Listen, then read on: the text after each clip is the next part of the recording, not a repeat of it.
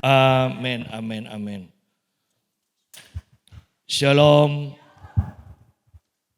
Mari kembali bersama kita membuka Alkitab kita di dalam kitab 1 Petrus. 1 Petrus pasal yang keempat. 1 Petrus pasal yang keempat ayat yang ke-7 sampai ayat yang ke-11.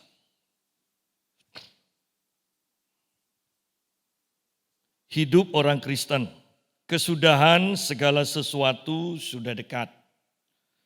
Karena itu kuasailah dirimu dan jadilah tenang, supaya kamu dapat berdoa. Tetapi yang terutama kasihilah sungguh-sungguh seorang akan yang lain. Sebab kasih menutupi banyak sekali dosa. Berilah tumpangan seorang akan yang lain dengan tidak bersungut-sungut. Layanilah seorang akan yang lain sesuai dengan karunia yang telah diperoleh tiap-tiap orang sebagai pengurus yang baik dari kasih karunia Allah. Jika ada orang yang berbicara, baiklah ia berbicara sebagai orang yang menyampaikan firman Allah. Jika ada orang yang melayani, baiklah ia melakukannya dengan kekuatan yang dianugerahkan Allah. Supaya Allah dimuliakan dalam segala sesuatu karena Yesus Kristus. Ialah yang empunya kemuliaan dan kuasa sampai selama-lamanya. Amin. Nah, di sini Petrus mempersiapkan jemaat untuk menghadapi akhir zaman dengan sikap yang benar. Dikatakan kesudahan segala sesuatu sudah dekat. Anda bisa bayangkan kalau di zaman Rasul Petrus saja, Petrus mengatakan kesudahan segala sesuatu sudah dekat, apalagi di zaman kita. Ya. Sehingga sungguh kita harus berhati-hati. Mungkin Anda mengatakan, sudah 2000 tahun buktinya Yesus tidak datang. Dan ternyata Petrus sudah mengantisipasi ini. Dan dia mengatakan bahwa Tuhan tidak lalai untuk menepati janjinya. Bahwa tanda kutip keterlambatan yang dia buat itu demi kebaikan umat manusia. Supaya manusia sempat bertobat terlebih dahulu. Karena Tuhan menginginkan keselamatan dari orang-orang yang bertobat dibandingkan kematian dari orang-orang berdosa. Oleh karena itu, mari kita perhatikan sungguh-sungguh di sini, kesudahan segala sesuatu sudah dekat. Ya. Karena itu kuasailah dirimu dan jadilah tenang supaya kamu dapat berdoa. Kekristenan kalau kita perhatikan dari awal kemudian sampai akhir, kehidupan doa tidak pernah ditinggalkan. Saya suka membaca buku dengan segala permasalahan yang dibahas, ujung-ujungnya itu tetap doa dan firman Tuhan. Mau membahas apa saja, pasti doa dan firman Tuhan itu akan menjadi kuncinya.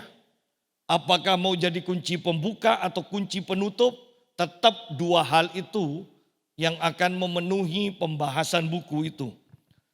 Oleh karena itu kita menyadari betapa pentingnya doa. Saya kembali menekankan betapa pentingnya kehidupan doa. Apalagi di akhir zaman. Di sini dikatakan, karena itu kuasailah dirimu dan jadilah tenang. Kenapa harus tenang? Berarti banyak masalah yang akan membuat iman kita tergoncang.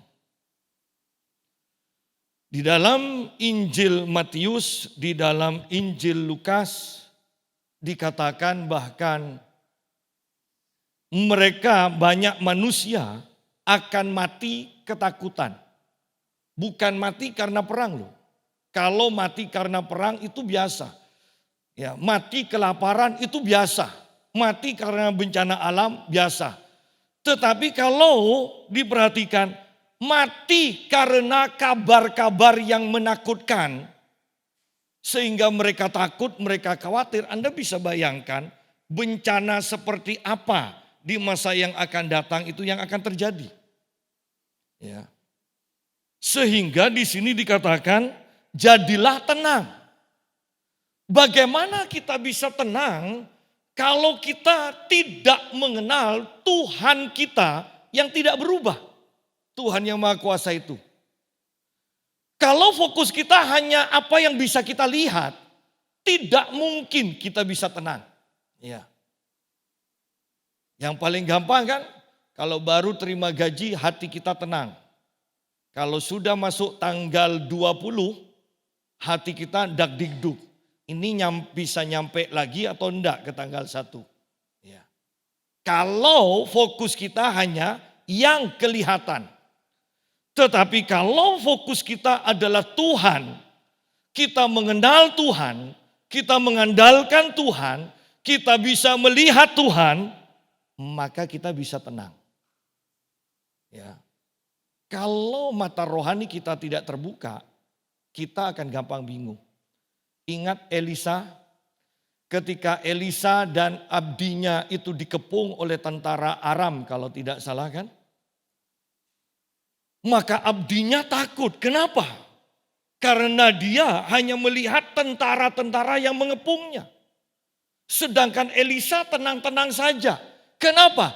Karena Elisa melihat di alam roh, malaikat-malaikat jauh lebih banyak daripada tentara-tentara yang mengepungnya. Dan ketika Elisa berdoa supaya mata rohani dari bujangnya ini bisa melihat apa yang Tuhan sediakan, maka bujangnya baru menjadi tenang. Oleh karena itu ayat ini kalau kita perhatikan, kuasailah dirimu dan jadilah tenang. Tanpa iman kita bertumbuh, saya percaya menghadapi semua hal di akhir zaman, kita tidak akan bisa tenang. Tidak akan bisa tenang. Karena kalau kita perhatikan juga di dalam kitab Sefanya, hari Tuhan, itu akhir zaman. Hari Tuhan, dengan segala yang terjadi dikatakan bahkan pahlawan pun menangis. Kembali saya katakan sesuai dengan contoh yang pernah saya sampaikan. Anda bisa bayangkan Rembo nangis ketakutan? Ya.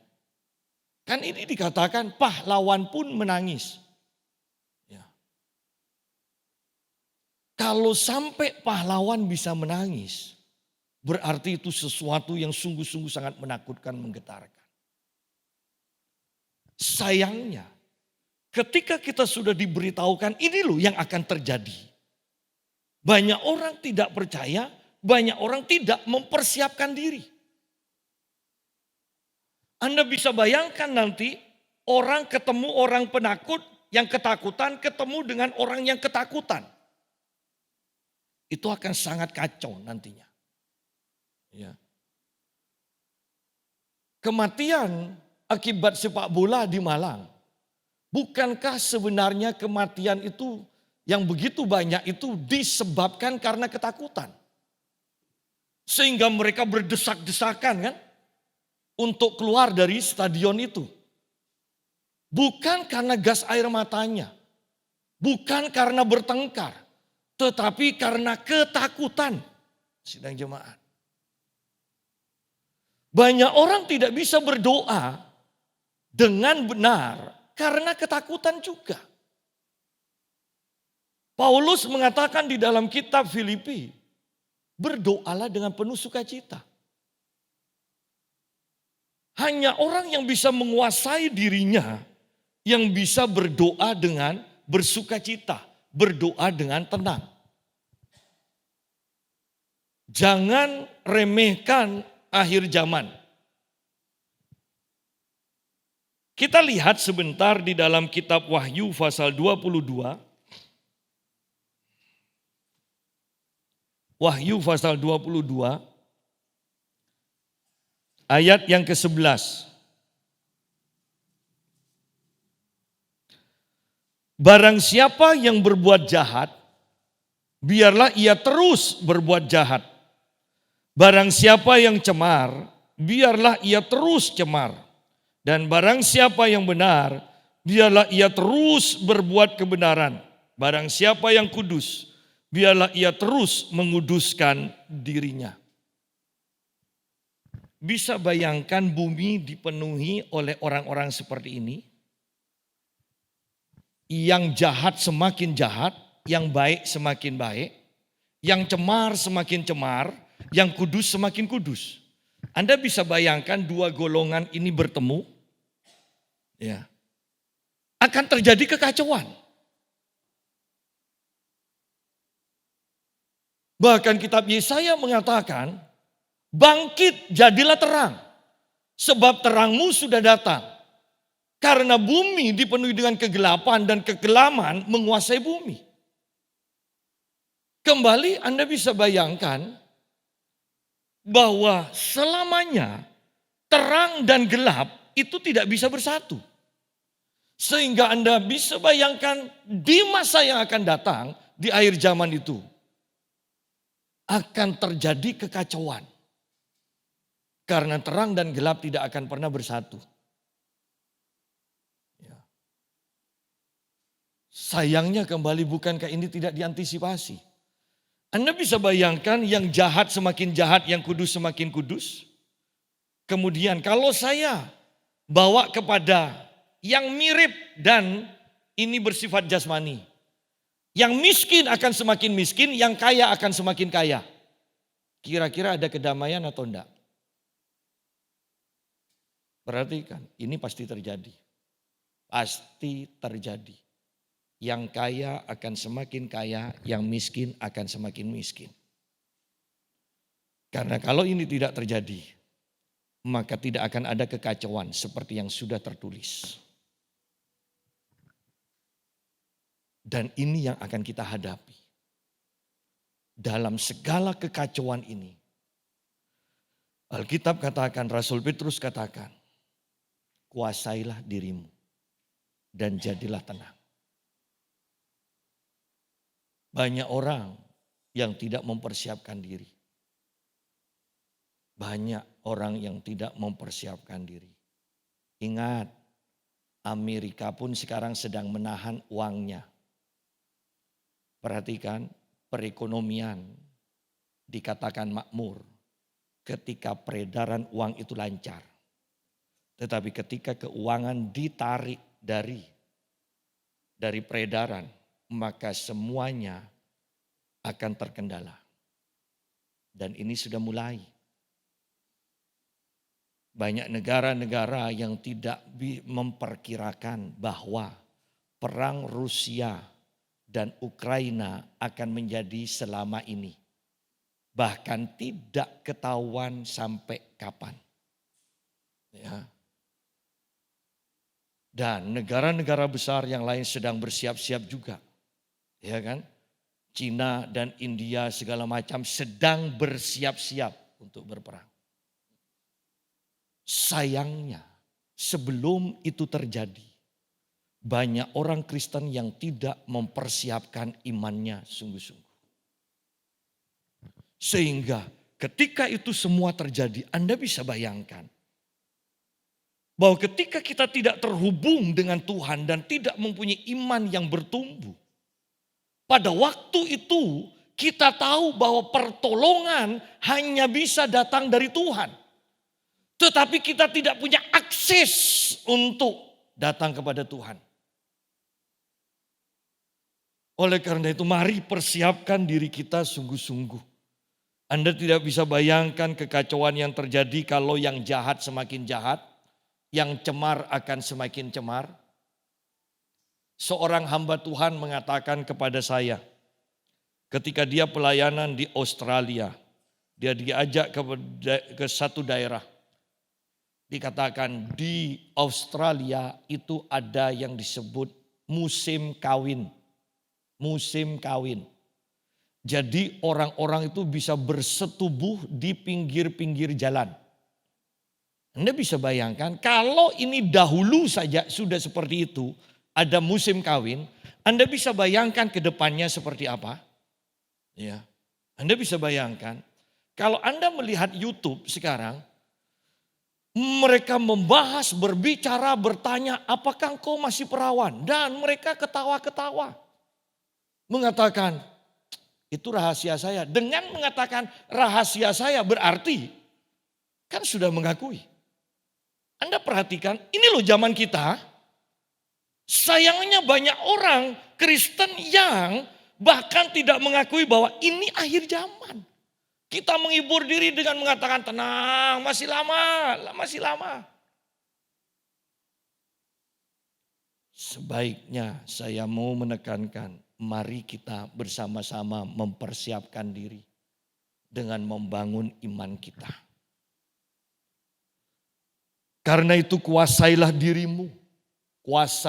dirimu dan jadilah tenang supaya kamu dapat berdoa. Bisa menguasai diri supaya bisa berdoa dengan tenang. Ya. Harus bisa menguasai diri. Untuk berdoa, mau berdoa, doa pagi, kita harus menguasai diri. Mau film bagus apapun, sebagus apapun, mau sepak bola siaran langsung, Liga Champion, kejuaraan dunia, supaya bisa doa pagi. Kita harus bisa menguasai diri. Tidak peduli, aku mau tidur sebab besok mau bangun pagi untuk berdoa. Harus bisa menguasai diri. Ya. Kalau tidak, kita akan gagal untuk doa pagi. Dan banyak hal, betapa pentingnya kita menguasai diri. Paulus katakan, aku melatih tubuhku sedemikian rupa, sampai aku menguasai diriku sepenuhnya. Aku takut, dikatakan, kalau setelah memberitakan Injil aku sendiri ditolak. Ya. Aku sendiri ditolak, dikatakan. Oleh karena itu Paulus menguasai dirinya. Menguasai dirinya. Kuasailah dirimu dan jadilah tenang. Apakah kita bisa menguasai diri kita? Bahkan ketika kita diganggu, kita dihina, kita difitnah. Apakah kita bisa menguasai diri kita tetap tenang? Kalau tidak, kita akan marah, kita akan bertengkar, ya kita benci, dan otomatis ada dendam. Dengan demikian kita tidak bisa berdoa. Ya. Bagaimana dengan menguasai nafsu? Yang laki pada perempuan, yang perempuan dengan yang laki. Kalau kita tidak bisa menguasai nafsu dan kita jatuh dalam dosa, bukankah kemudian ada rasa bersalah sehingga kita tidak akan bisa berdoa dengan tenang? Semuanya perlu penguasaan diri di akhir zaman. Bahkan dalam mengelola keuangan kita pun, bukankah perlu penguasaan diri? Bukan dengan prinsip yang penting ada pakai dulu. Tidak bisa seperti itu. Harus menguasai diri. Loh, kalau sudah tidak ada uang, foya-foya sebentar kemudian tidak ada uang, memangnya bisa doa kalau hati sudah tidak tenang. Sidang jemaat, inilah akhir zaman. Sehingga dibutuhkan penguasaan diri supaya kita menjadi tenang. Ya. Supaya kita menjadi tenang. Supaya kita dapat berdoa. Ya. Banyak orang berdoa dalam ketakutan. Banyak orang berdoa dalam kekhawatiran. Ya. Banyak orang berdoa bahkan dengan prinsip yang salah. Ya. Anda harus diajar dengan benar.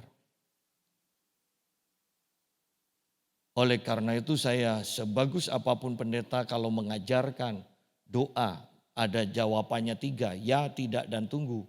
Saya tidak undang lagi. Karena itu akan mengacaukan pemikiran, pemahaman kita. Yang benar ketika doa kita tidak dijawab. Seorang hamba Tuhan menjelaskan di bukunya. Ada yang disebut roh penundaan. Yang akan membuat doa-doa kita tertunda. Apakah kita mau terus menggedor pintu surga? Ingat Daniel, ketika Daniel berdoa, bukankah malaikat Gabriel mengatakan, sejak engkau berdoa, sebenarnya Tuhan langsung menjawab dan mengutus aku. Tetapi aku tertunda karena pangeran Persia itu menahan aku, dikatakan. Ada roh penundaan, roh jahat yang menunda jawaban Tuhan. Anda bisa bayangkan kalau ini ditunda dan kita mengatakan, ya mungkin Tuhan tidak berkehendak. Maka jawaban doa yang sudah setengah jalan itu akan kembali lagi. Dan kemudian kita mempunyai doktrin, tidak semua doa dijawab Tuhan.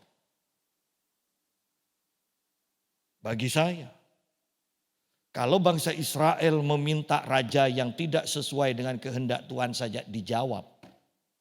Apalagi kita yang dipimpin oleh Roh Kudus, mempunyai firman Tuhan, bagaimana mungkin kita berdoa tidak sesuai dengan kehendak Tuhan.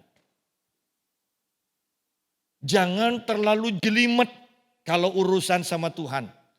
Selama hati kita tidak menuduh kita ketika kita berdoa, maka saya pastikan doa kita benar di hadapan Tuhan.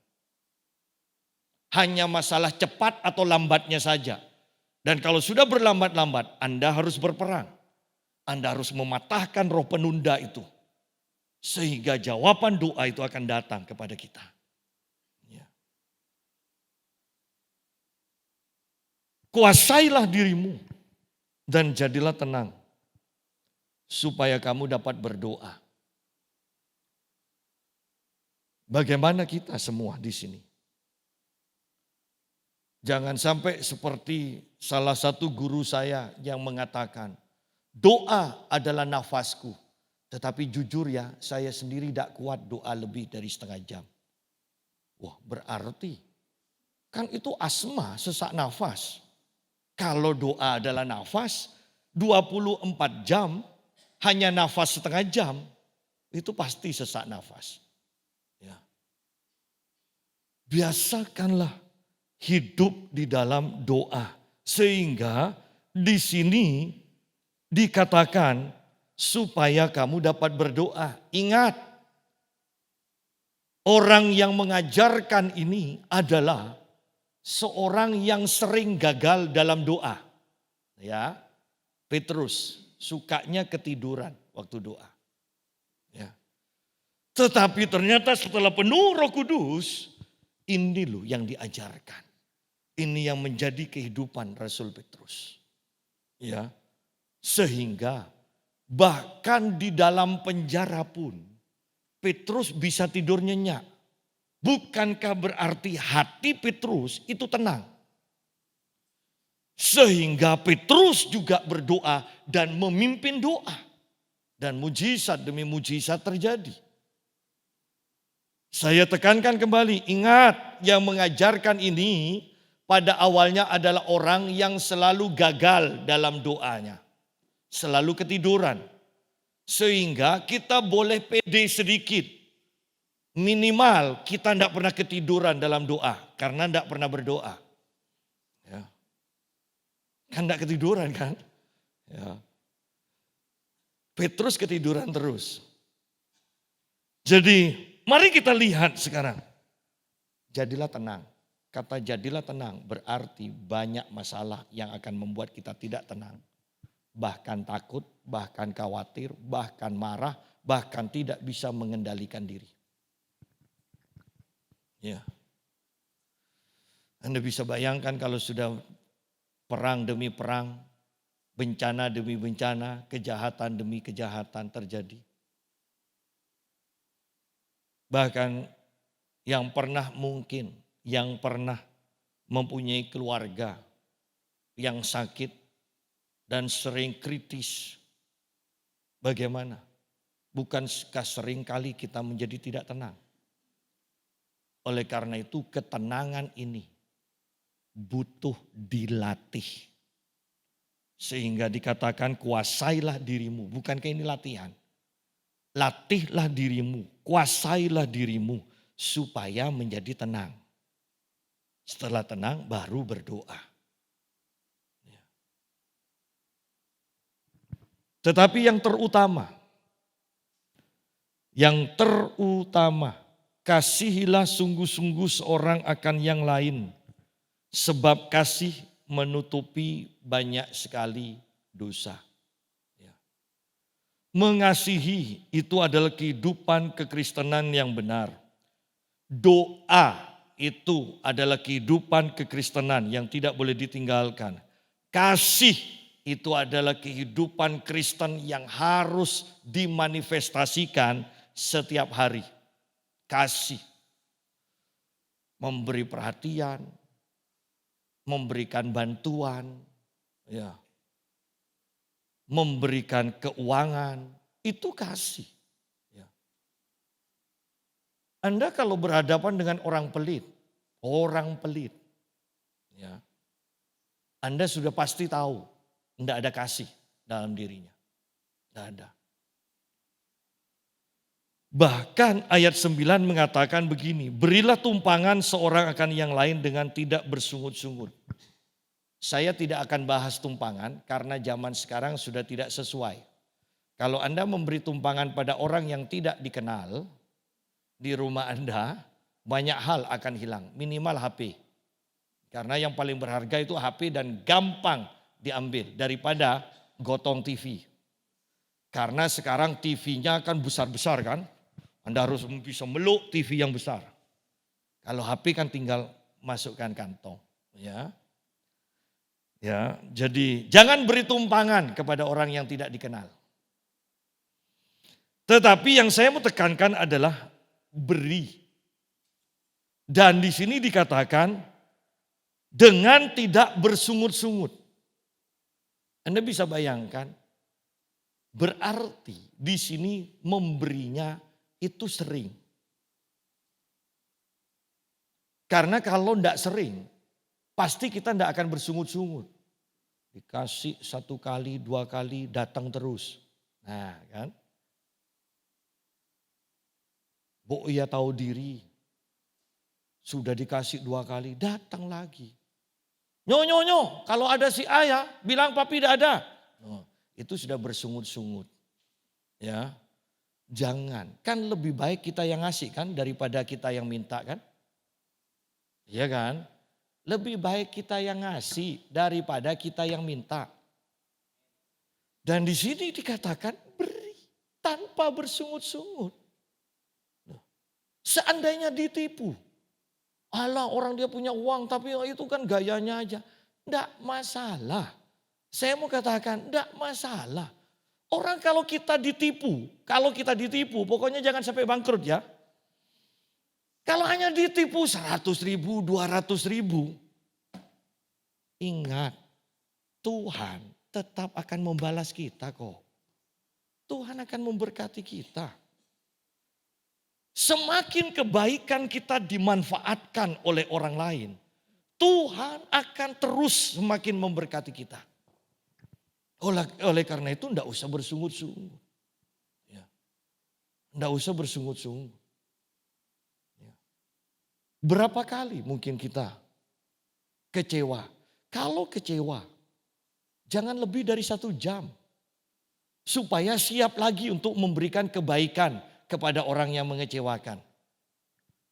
Kalau kekecewaan bertahan 3 tahun, Anda untuk berbuat baik pada orang yang sudah bikin Anda mangkel, nunggu 3 tahun lagi. Iya kalau sampai 3 tahun lagi. Ya. Tapi kalau hanya sebentar, berarti Anda siap lagi untuk berbuat baik.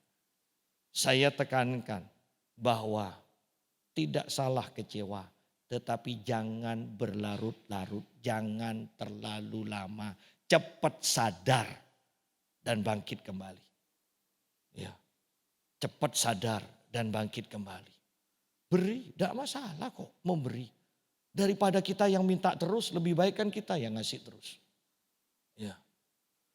Karena hukumnya semakin kita memberi, maka Tuhan juga akan memberi kepada kita. Itu sudah hukum, ingat. Ini hukum. Kalau namanya hukum berarti harus terjadi seperti itu. Itu tidak akan melenceng dari ketetapan. Ya. Kasih, kalau kita simpulkan berarti ayat 8 dan ayat 10. Kasih yang selalu memberi. Ya. Kehidupan kekristenan itu dipenuhi dengan kasih. Seseorang yang beragama Islam mengatakan begini, bahwa Indonesia bisa-bisa di tahun-tahun ke depannya tidak akan menjadi negara yang mayoritas Muslim, dikatakan. Karena walaupun dikatakan gereja dilarang di mana-mana, ya, gereja dilarang di mana-mana, ternyata melalui tindakan dan melalui YouTube banyak orang yang simpati dan kemudian pindah agama menjadi Kristen. Orang ini mengatakan, kenapa? Karena di dalam kekristenan tidak pernah ada yang demo-demo dan berteriak bunuh, bunuh. Tidak ada, dikatakan. Dan ini yang membuat orang-orang tertarik. Loh, ini orang Islam loh yang membahas ini. Ini orang Islam yang membahasnya. Ya.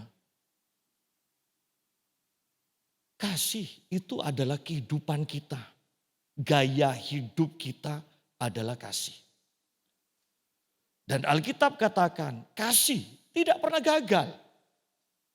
Bahwa semua rencana Tuhan pasti terjadi karena kasih. Itu sangat luar biasa. Ya. Sangat luar biasa. Bahwa bahkan orang Islam pun mengakui hal ini.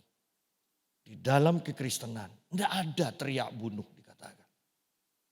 Yang ada mengasihi loh. Ya. Dan dia katakan seandainya saya tidak kuat dalam pemahaman agama saya. Dia katakan saya pun pasti pindah.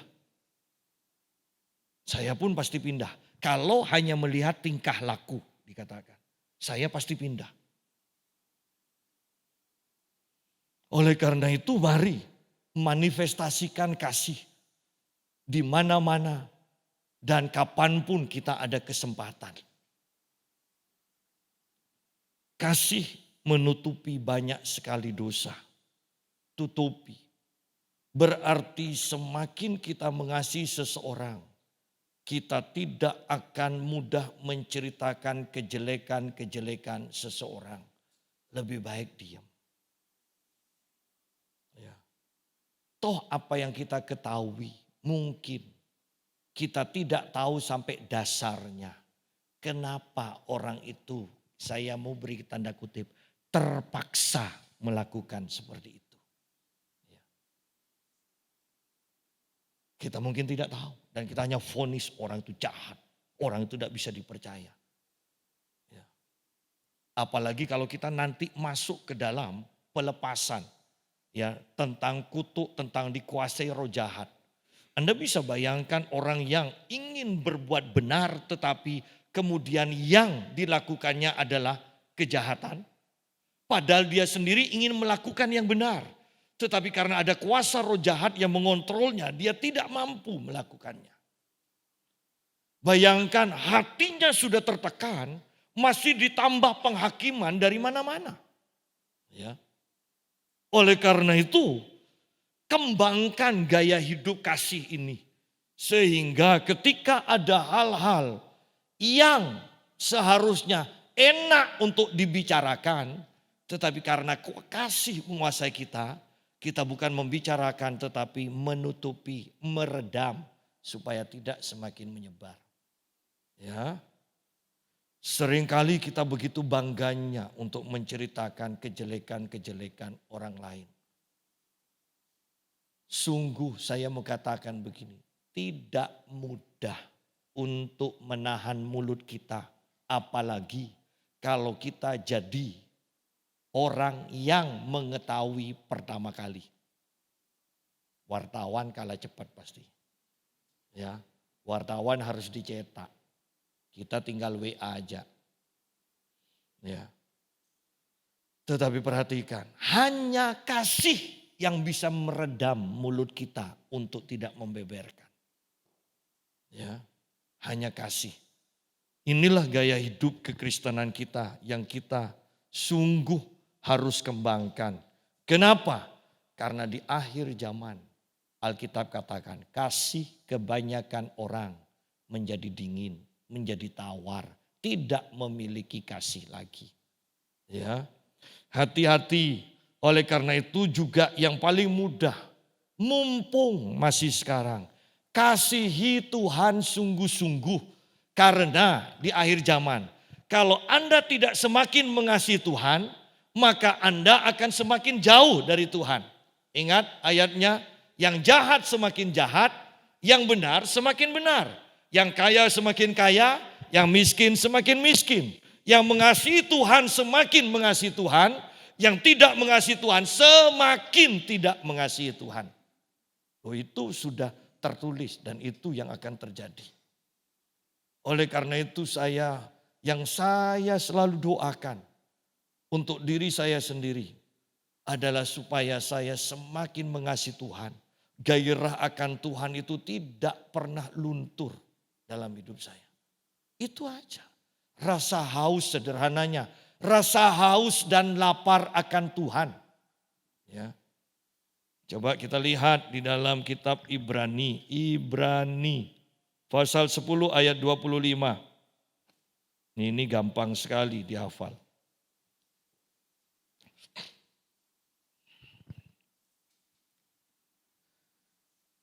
Janganlah kita menjauhkan diri dari pertemuan-pertemuan ibadah kita seperti dibiasakan oleh beberapa orang. Tetapi marilah kita saling menasihati dan semakin giat melakukannya menjelang hari Tuhan yang mendekat. Ya, menjelang hari Tuhan yang mendekat pada akhir zaman, pada saat kita ini. Sebab jika kita sengaja berbuat dosa, saya tidak akan bahas selanjutnya, tetapi perhatikan kata, jika kita sengaja berbuat dosa, jika kita sengaja menjauhkan diri dari pertemuan-pertemuan ibadah kita, maka itu akan menjadi kebiasaan. Ya, perhatikan di sini kalau Anda gabungkan, Anda akan mendapati kata, kalau kita sengaja menjauhkan diri dari pertemuan-pertemuan ibadah, maka itu akan menjadi kebiasaan kita. Ya. Kalau sudah menjadi kebiasaan kita, ini akan semakin sering hendak ibadah. Ya. Saya selalu menasehati orang-orang yang fitness. Saya katakan begini, walaupun malas, tetap latihan ya. Kalau males latihan tapi bebannya enteng-enteng, yang penting keringat. Nah. Kenapa? Karena kalau sudah libur untuk mulai lagi, itu sudah malas sudah. Istri saya Jumat barusan pijet, otomatis tidak fitness. Kemudian Sabtu saya katakan, mau fitness? Enggak, males. Karena sudah libur. Lihat di sini. Percayalah pada saya.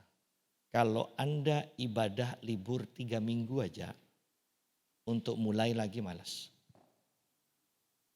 Tapi kalau Anda tiap ibadah datang, ketika Anda walaupun ini ada keperluan gitu ya, yang memang penting sehingga kita tidak ibadah, dan saya katakan, Tuhan adil dan Tuhan tahu loh.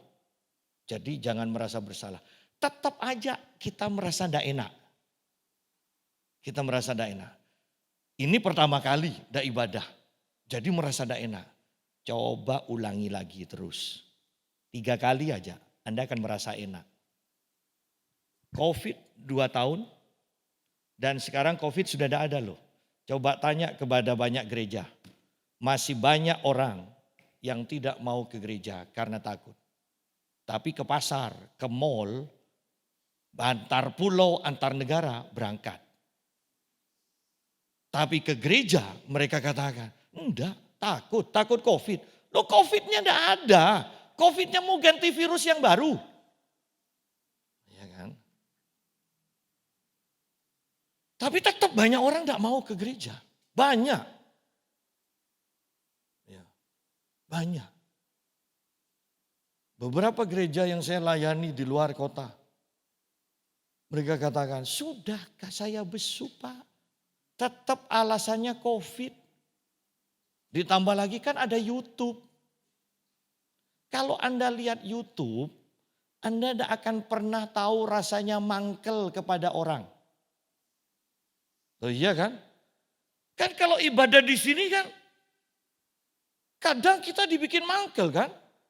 Nyanyi aja, yang satunya enak, ya kan? Yang satunya enak, yang satunya fales. Yang enak mangkel ke yang fales. Padahal Tuhan tetap goyang-goyang kaki. Ya kan? Loh saya seperti ini. Yang lainnya buka mata dengarkan, satu tidur. Saya mangkel juga. Loh berarti ini tidak diurapi nih. Ya. Loh iya kan? Artinya begini loh, bahwa ketika kita ibadah di sini, tidak bisa digantikan oleh YouTube. Karena YouTube engkau jadi pertapa. Tidak berhubungan dengan orang lain. Tetapi ketika di sini Anda berhubungan, Anda akan tersinggung, Anda kecewa. Tapi Anda harus bisa mengatasi itu. Itu yang disebut bertumbuh secara rohani. Bertumbuh imanmu. Ya. Ibadah seperti ini tidak bisa digantikan. Oleh karena itu jangan membiasakan diri dengan alasan apapun. Kalau penting sekali-kali silakan. Dan saya mau katakan jangan merasa berdosa. Memang itu tidak bisa ditinggalkan. Jangan merasa berdosa. Itu dosa saya ada ibadah. Enggak. Karena Tuhan bersama engkau. Ya. Enggak. Tapi jangan dibiasakan. Kok enak juga ya ada ibadah. Ya. Lama-lama kan jadi setahun 2 kali. Nanti setelah setahun 2 kali jadi 1 kali. Ya. Jadi mari kita lihat di sini. Ini akhir zaman. Bahwa justru yang seharusnya kita akan lakukan adalah kita menambah jam-jam ibadah kita. Kita menambah jam-jam doa kita. Ya.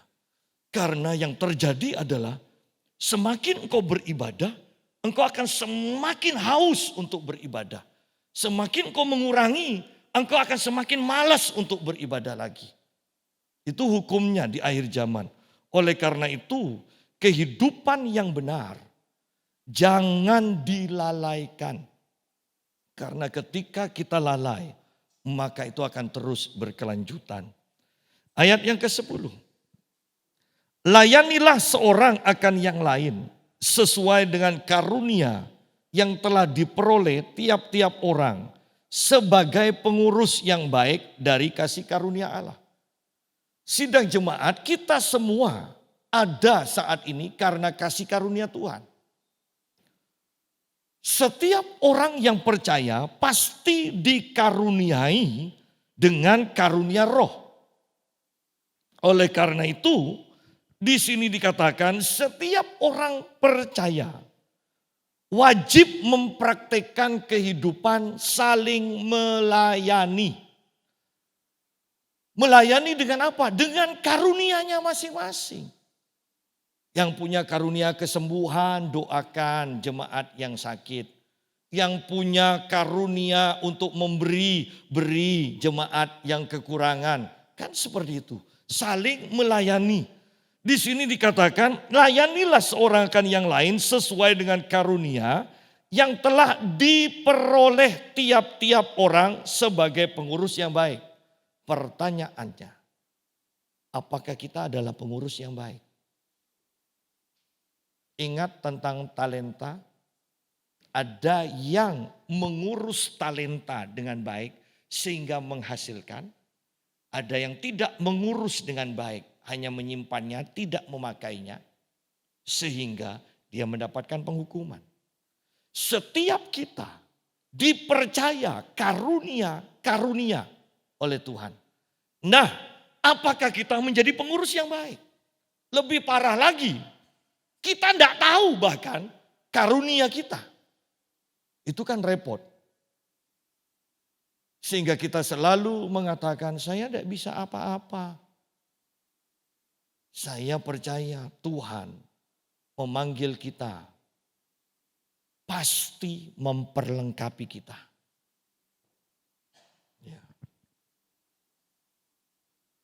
Anda bisa bayangkan orang yang sehat saja kalau sudah mengatakan saya tidak bisa apa-apa. Sudah. Dia tidak akan melakukan apa-apa, dia menjadi orang yang tidak berguna. Padahal seharusnya dia mampu. Sedangkan orang yang lebih lemah, misalnya timpang, ya, misalnya buntung, misalnya buta. Tapi dia tahu, dia mampu, dia ada sesuatu yang dia miliki dan dia mengusahakannya. Maka orang ini tidak usah di hadapan Tuhan, di hadapan manusia aja dihargai. Bayangkan orang yang lengkap dan tidak melakukan apa-apa, orang itu akan direndahkan. Sekarang bahwa Tuhan di sini dikatakan diperoleh karunia yang telah diperoleh, berarti masing-masing memiliki. Tiap-tiap orang masing-masing memiliki, tetapi apakah memakainya menjadi pengurus yang baik atau tidak? Alkitab katakan celakalah orang yang melakukan pekerjaan Tuhan dengan lalai. Loh, itu melakukan pekerjaan Tuhan dengan lalai saja celaka dikatakan. Apalagi ini mempunyai karunia tetapi tidak bertindak. Jadi apa yang Tuhan akan kerjakan untuk orang ini? Sidang jemaat. Setiap orang percaya pasti punya kemampuan. Pasti punya karunia roh. Pasti punya keahlian. Lakukan itu untuk melayani saudara seimanmu. Ya. Ada orang yang mungkin tidak kaya. Tidak heboh karunianya, misalnya karunia mujizat, karunia bernubuat. Hanya karunia menasehati. Tetapi kalau itu dipakai, berapa banyak pertolongan yang sudah engkau kerjakan untuk orang-orang. Bayangkan nasihat kepada pemimpin misalnya. Dan pemimpin ini bangkit karena nasihatmu. Pemimpin ini mendapatkan ide karena nasihatmu.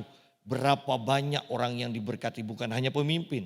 Tetapi anak buahnya yang dipimpinnya bukannya diberkati. Hanya karena nasihat kita. Seringkali kita mengatakan, aku tidak bisa apa-apa. Anda sedang menuduh Tuhan tidak memberikan karunia dan kemampuan. Padahal Alkitab katakan, telah diperoleh, berarti sudah diberikan. Ya. Tugas kita adalah mengetahui karunia roh yang Tuhan berikan pada kita. Tugas kita adalah mempelajari bagaimana cara mengaktifkan dan bekerja sesuai dengan karunia yang Tuhan berikan kepada kita. Jadi orang Kristen yang benar bukan kumpulan pemalas. Mereka adalah orang yang belajar. Mereka adalah orang yang bekerja untuk melayani. Ini akhir zaman. Oleh karena itu Alkitab katakan, di akhir zaman Tuhan akan membangkitkan tentara yang besar. Artinya orang-orang yang bergerak semuanya. Orang-orang yang siap berperang. Orang-orang yang siap melayani. Bukan hanya diam di tempat. Tentara yang besar. Orang-orang yang bergerak dengan imannya. Ayat yang ke-11. Jika ada orang yang berbicara baiklah ia berbicara sebagai orang yang menyampaikan firman Allah. Setiap orang Kristen harus membaca, mempelajari, merenungkan firman Tuhan, mengisi pikirannya dengan firman Tuhan, sehingga kalau dia berbicara, kan kalau berbicara kan isi pikiran kan yang dibicarakan. Kalau memang pikirannya penuh dengan firman Tuhan, maka pembicaraannya akan mengeluarkan firman Tuhan. Kalau pikiran kita tidak dipenuhi firman Tuhan, kita tidak bisa membicarakan firman Tuhan, mengeluarkan firman Tuhan. Padahal yang akan mengubahkan keadaan adalah firman Tuhan yang kita ucapkan. Itu akan mengubahkan, akan membentuk keadaan di sekeliling kita. Pelajari firman Tuhan sungguh-sungguh, pelajari. Iya. Anda harus mengetahui apa yang bisa membangkitkan manusia rohmu. Apa yang bisa membangkitkan gairahmu. Iya. Anda harus tahu. Jika ada orang yang berbicara, baiklah ia berbicara sebagai orang yang menyampaikan firman Allah. Jika ada orang yang melayani, baiklah ia melakukannya dengan kekuatan yang dianugerahkan Allah. Bahwa pelayanan kita harus sadari, sehebat apapun kita, itu adalah kekuatan, kuasa Allah, anugerah Allah dalam kita. Ketika kita memiliki kesadaran ini, maka kita akan menjadi rendah hati. Orang ini bukan kemampuanku kok, ini kemampuan Tuhan yang dipercayakan. Ya. Orang kalau mendapatkan sesuatu karena pemberian, jangan sombong. Seharusnya itu pelajaran untuk membuat kita rendah hati. Seandainya kaya pun orang pemberian. Ya, pemberian. Kalau bisa nafas, jangan sombong, itu pemberian Tuhan. Ya. Dikasih lendir aja hidungnya sudah tidak bisa nafas, sudah mengap-ngap kan. Apa yang bisa disombongkan? Apalagi walaupun pelayanan sehebat apapun, yang harus kita sadari, ingat, ini adalah kuasa Tuhan yang bekerja di dalam kita. Bukan kuasa kita. Bukan kuasa kita.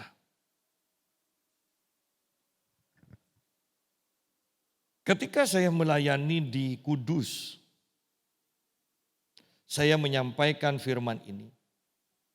Dan dalam Natal dari gereja GPIB. Itu GPIB seru loh. Yang di Kudus. Ya, yang di Kudus. Jadi pertama ibadah liturgi.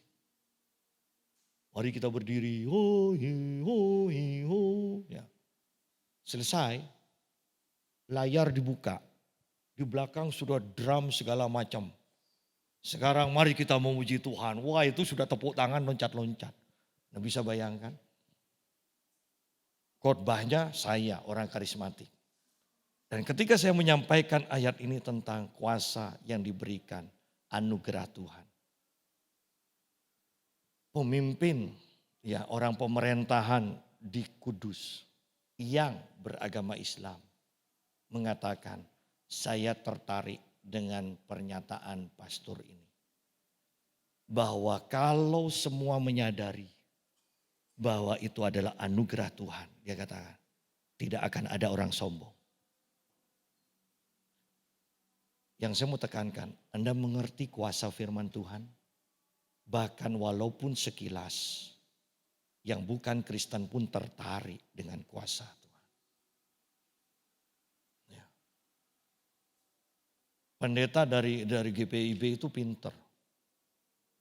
Dia tetap mempertahankan yang tua-tua. Dia katakan, kalau saya tidak mengikuti gaya karismatik, maka yang tua-tua mati saya tidak punya jemaat lagi. Jadi saya buat 2 sesi seperti ini setiap ibadah, dia bilang. Yang tua bertahan, yang muda tetap bertahan, dia bilang. Kalau enggak pindah Pak, pindah, dia bilang. Ya. Jadi walaupun hukum itu harus dengan disiplin dilakukan, ingat jadilah lentur. Lentur, jangan bersifat agamawi. Yang bersifat agamawi itu kejam. Sudah, daripada berdosa lebih baik tetap dengan liturgi kita. Habis-habis. Nah repot kan sudah. Iya kan? Repot kalau sudah seperti itu. Harus fleksibel. Yang penting ingat fleksibelnya. Tidak menyalahi kekudusan Tuhan. Ya, ini harus diperhatikan. Jika ada orang yang melayani, baiklah ia melakukannya dengan kekuatan yang dianugerahkan Allah.